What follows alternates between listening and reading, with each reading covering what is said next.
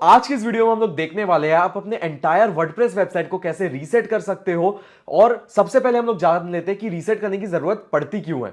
कि रीसेट करने की जरूरत इसलिए पड़ती है क्योंकि अगर मान लो आप प्रैक्टिस करो, मैं आपको पढ़ा रहा हूं अभी, आप प्रैक्टिस करो वर्डप्रेस में बहुत सारी चीजें सेटिंग्स करो, आपसे कुछ बिगड़ गया या फिर आप चाहते हो पूरा स्क्रैच से वापस करना, क्योंकि काफी सारे लोग ऐसे भी आते हैं मेरा ट्यूटोरियल देखने जिन लोगों को जिन्होंने ऑलरेडी अपने वेबसाइट पे काम किया है, बट लेकिन वो जो चाहते हैं वो स्क्रैच से सीखना चाहते हैं, जो फंडामेंटल है ना वो अलग लेवल से स्टार्ट करना चाहते हैं, क्योंकि वो अगर मिड में कहीं पे है तो वो अच्छी तरीके से काम नहीं कर पाते। तो इसलिए वो क्या करना चाहते हैं, वो रीसेट करना चाहते हैं, ये कारण भी होता है। या फिर आप माइग्रेट करना चाहते हो, सपोज आपका abc.com है और आपको xyz.com पे माइग्रेट करना है। इसका मतलब कि आपने अपना abc.com का डेटा लिया वेबसाइट का और वो आपने xyz.com में भेज दिया, जिसमें xyz.com में सेम वेबसाइट आ गई। अगर आपको प्रोसीजर थोड़ा कॉम्प्लेक्स लग रहा है, समझ नहीं आ रहा, तो माइग्रेशन का प्रोसीजर मैंने नीचे बता रखा है, एक वीडियो का लिंक मैं आपको दे दूंगा जिसमें लाइव मैंने माइग्रेशन करके दिखाया है। बैकअप वगैरह के ऊपर भी आपको वीडियोस मिल जाएगी, तो बैकअप माइग्रेशन 2 दे दूंगा जिससे आपको ये टॉपिक क्लियर हो जाएगा।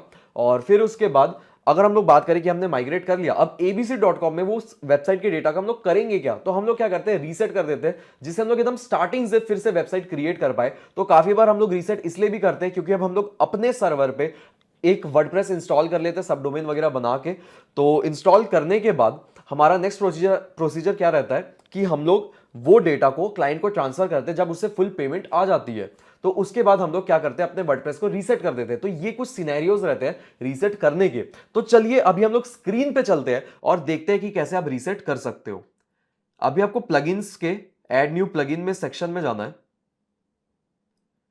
ऐड न्यू प्लगइन में जाने के बाद आपको जस्ट सर्च करना है रीसेट, और रीसेट से पहले आप WPV लिख लो, मे बी रीसेट में ही आ जाए। तो WP रीसेट डालते हैं बस, और ये अपने आप सर्च करना चालू हो जाता है, आपको एंटर भी नहीं करना पड़ता। सो इंस्टॉल नाउ पे क्लिक करते हैं।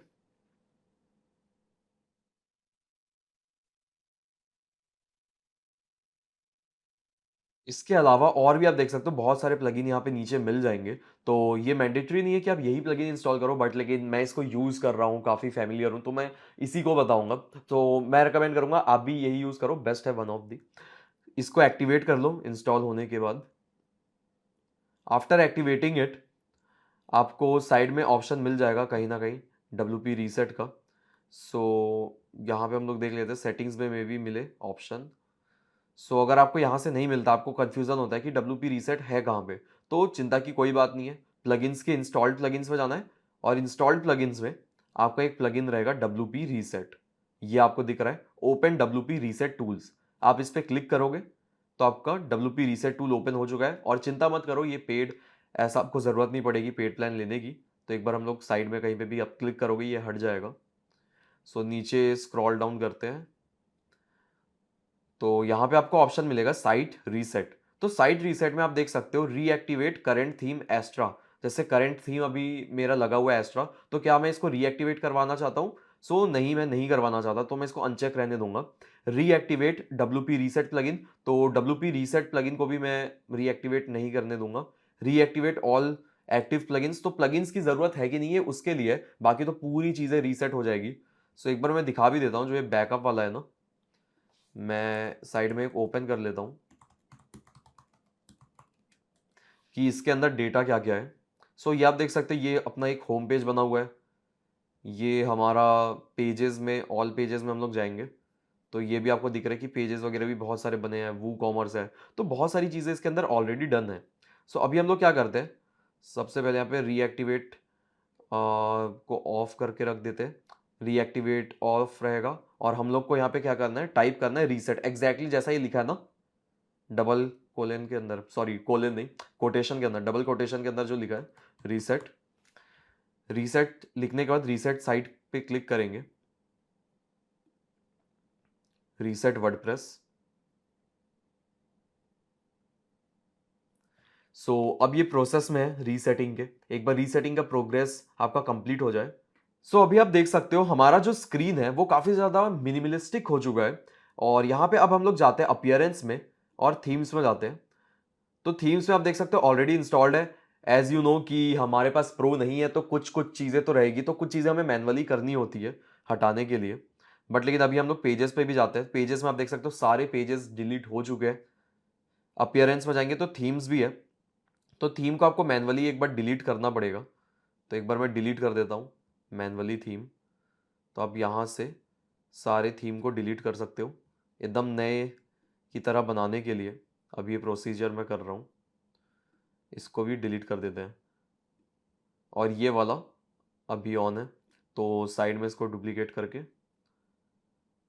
साइड में एक रियल साइट ओपन कर लेता हूँ। तो आप देख सकते हो एकदम नए की तरह ये हो चुका है, इसमें कोई भी दिक्कत नहीं है। और प्लगइन्स में जाके इंस्टॉल्ड प्लगइन्स में जाएंगे तो आपके सारे प्लगइन इंस्टॉल्ड है, आपको इसको डिलीट करना है। सो कोई बात नहीं, यहाँ पे बल्क में आप डिलीट पे क्लिक करो और इसको सेलेक्ट करो पूरा। ठीक है, सारे प्लगइन्स अभी सेलेक्टेड है एक बटन क्लिक करने के बाद। और अप्लाई नाउ पे आपको क्लिक करना है। सो अप्लाई पे हम लोग क्लिक करते हैं तो अप्लाई होके सारे प्लगइन्स आपके डिलीट हो चुके हैं। ओके, तो इस तरीके से सारे प्लगइन आपके डिलीट होंगे। और इसके बाद आप देख सकते हो बस हमारा प्रोसीजर कंप्लीट हो गया। और जो भी वर्डप्रेस का न्यू अपडेट है तो आप अपडेट कर सकते हो अपने वर्डप्रेस को। और ये हमारा गुड टू गो है, एक नया वेबसाइट। तो आपको प्रो लेने की कोई जरूरत नहीं है, कोई सब्सक्रिप्शन नहीं लेना। जस्ट कुछ मिनट में आपका जो वेबसाइट है वो फुल रेडी हो जाएगा, एक स्क्रैच से वापस से अगेन से क्रिएट करने के लिए, वापस से प्रैक्टिस करने के लिए, या फिर वापस से कह लो पूरी एक एंटायर वेबसाइट बनाने के लिए। सो आई होप इस वीडियो के बाद आपको क्लैरिटी मिल गई होगी कि कैसे वर्डप्रेस के वेबसाइट को पूरी तरीके से रीसेट करना है। और रीसेट करने में जो जो छोटे मोटे डिटेल्स भी रहते हैं, आपको और एक्स्ट्रा क्या प्रोसीजर फॉलो करना है वो भी मैंने आपको बता दिया। तो इनको फॉलो कीजिए और आपको कोई भी दिक्कत नहीं आएगी रीसेट के प्रोसीजर में। So thank you so much for watching this video.